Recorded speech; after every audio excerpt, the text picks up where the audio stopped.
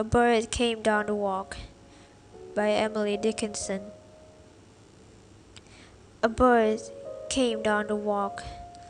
He did not know I saw. He bit an angleworm in halves and ate the fellow raw. And then he drank a dew from a convenient grass, and then hopped sidewise to the wall to let a beetle pass. He glanced with rapid eyes that hurried all about. They looked like fruited beets, I thought. He stirred his velvet head like one in danger, cautious.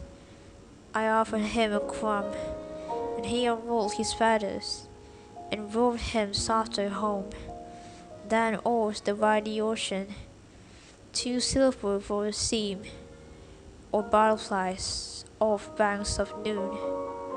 Leap, clashless is this swim.